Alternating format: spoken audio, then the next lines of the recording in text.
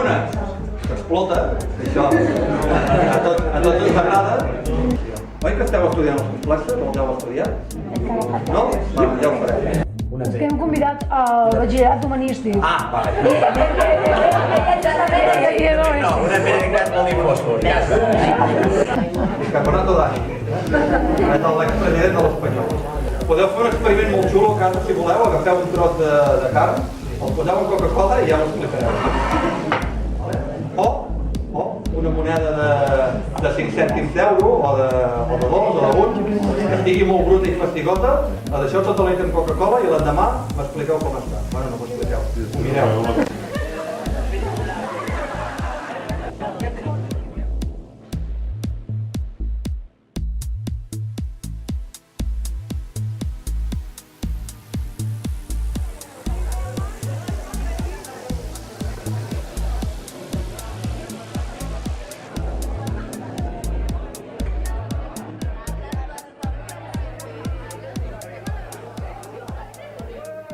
Nosaltres és un goig estar aquí. L'any passat jo no vaig poder venir, va venir en Pep Antonvieta, que a més és de Blanes, per tant tornava cap aquí amb molt de carinyo. I l'any passat alguns de vosaltres ja vareu veure un taller semblant al que farem avui i per tant avui hem innovat. De fet, li comentaven els vostres professors que respecte a l'any passat hem canviat tots els experiments. No en portem cap de repetit, excepte algun que volem repetir perquè ens diuen que us va agradar molt. Ara ens falta el foc sagrat. Per fer el foc sagrat, per tot això, que és combustible, de fet és gasolina per encenedor, i el que farem serà ruixar al voltant d'aquesta barreja. Més que una serp, sembla el club del faraó, això. Sí.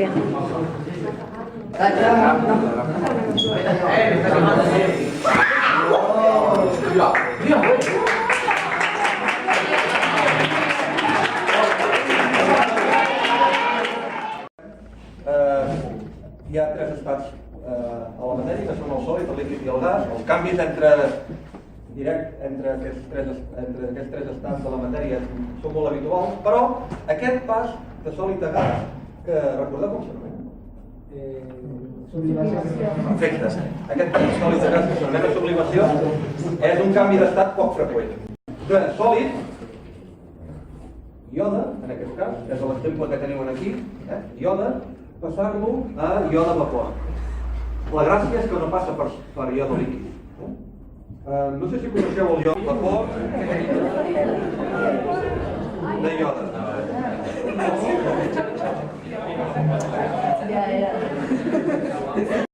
Aquest grup de la taula periòdica està molt ben ordenat. Per què? Perquè el iode és un sòlid, com heu vist, el brom és un líquid i tant el fluor com el clor són un gas. Això s'ho posa malament. Molt bé, hidròxid de sodi. Molt bé. No, això és la folla blava. Aquest, ja el tinc aquí. La llimona, el vinagre. Molt bé, fantàstic. De moment no sé ben si vol. Va, ja que sou grans, us atreviu a dir-ne algun altre? La què? La Coca-Cola. Molt bé, la Coca-Cola. Quin àcid porta la Coca-Cola? El fosfòric. Porta àcid fosfòric. Bé, una altra cosa que és bàsica i que està a les cases. Molt bé. Aquesta és àcida. El salfumant és molt àcid, perquè és àcid clorhídric, diluït. Una altra cosa. La pasta de dents. De totes formes, hi ha una altra manera de mesurar el pH. Vosaltres heu fet alguna mesura de pH al laboratori? Sí? I què heu fet servir? Les tires. Les tires, molt bé. Les tires, el paper indicador de pH. Hi ha un altre. I fixeu-vos que tots aquests indicadors canvien de color de neutres o de pH àcid a pH bàsic. Ostres, és com un gradient, de colors.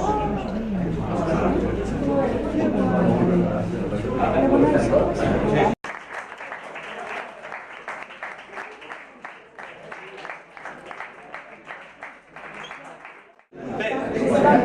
Bé, fixeu-vos que aquesta reacció és bastant senzilla, és una reacció senzilla. Sal de coure, Jo he portat clorur de coure perquè és d'un color tirant a verdós, és una mica blau però tirant a verdós, però si no teniu clorur de coure, de sulfat de coure és molt fàcil de trobar. N'hi ha a moltes de drogueries.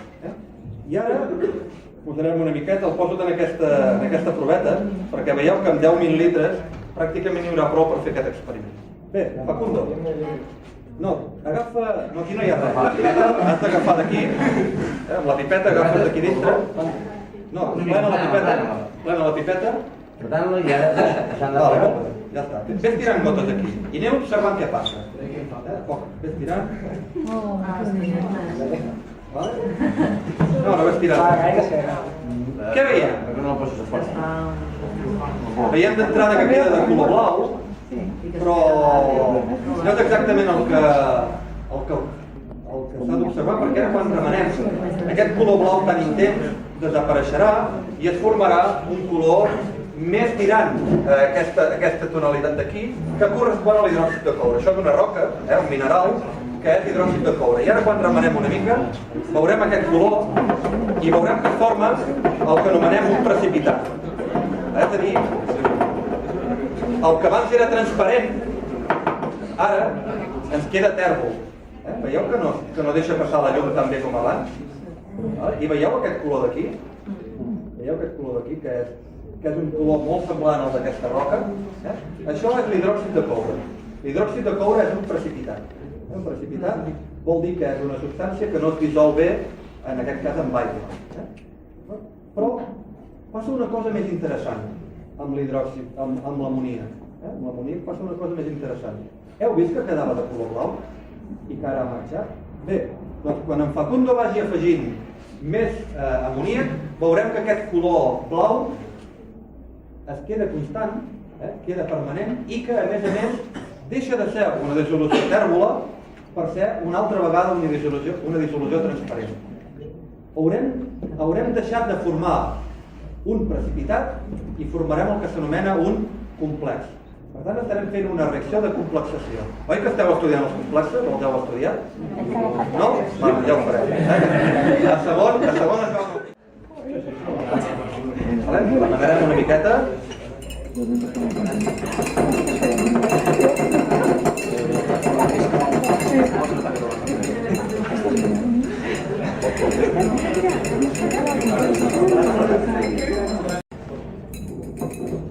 I ara veureu com aquest precipitat, aquesta sal insoluble, ha desaparegut, s'ha dissolt, per formar un complex de color blau, molt bonic a més. Fixeu-vos que deixa passar la llum, ho veieu? Com deixa passar la llum? Per la web del col·legi. Abans hem vist reaccions en els quals hi havia intercanvi de protons i ara aquí hi ha intercanvi d'electrons. Els heu estudiat, les redox, els de segon? No, encara no. Doncs ja ho farem. Hem introduït. A les reaccions redox hi ha dues substàncies que es barregen i una s'oxida i l'altra se redueix. Una guanya electrons i l'altra en cedeix. L'any passat vareu veure un experiment de redox que consistia en que agafàveu fòsfor, el barrejàveu amb clorat de potassi, li donàveu un cop i petava. Veritat? Neis, molt bé. Neis, posem la bata. Dos, un CL i una K. Veiem els de ciències i saben com és. No.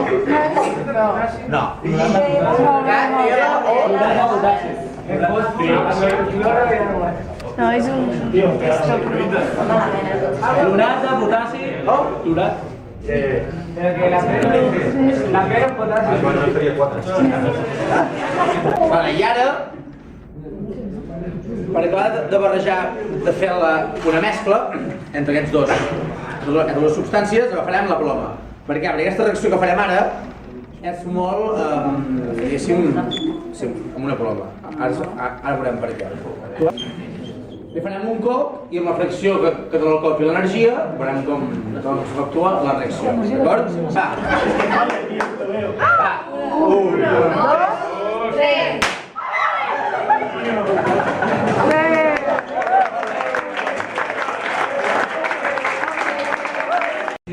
S'ha oxidat i per l'altra banda el clorat ha donat estat d'oxidació i ell s'ha reduït. En aquest cas el que s'ha format és un vapor que era òxid de fòsfor. S'ha format òxid de fòsfor. Bé, aquest experiment és difícil de que el pugueu fer vosaltres perquè el fòsfor costa molt de trobar. Sobretot fa anys encara era més complicat perquè el fòsfor era un dels components de la munició, dels explosius. I aleshores cada persona que comprava fòsfor havia d'explicar. Havia de dir, jo compro fòsfor per tal cosa. Per tant, no és evident, no és fàcil trobar el fòsfor. Però ara hi afegirem dos reactius. Un és una base, és hidròxid de sodi. Per aquesta reacció fa falta que tingui lloc en medi bàsic. I d'altra banda s'hi afegeix glucosa. Ara ho remenaré a poc i queda de color blau. S'oxida, guanya estat d'oxidació i canvia de color i es torna incolor. Per tant, transparent i incolor. El que passa és que aquí entra poc aire, aquí n'entra més i es veu que és menys blau. Al cap d'una estona torna a quedar blau. Bé, jo he portat un experiment que explota però poc, perquè el pugueu repetir i si el voleu fer, i per entendre què és una explosió. De fet, l'explosió, o la combustió en aquest cas, l'etanol no crema, cremen els vapors d'etanol. El que crema, igual que una espelma, el que crema és la cera. Ara què he aconseguit aquí? He aconseguit que hi hagi molts vapors d'alcohol i quan jo encengui l'encenedor, el que faré serà cremar tots aquests vapors. Si ho tingués molt ben tapat, això acabaria explotant.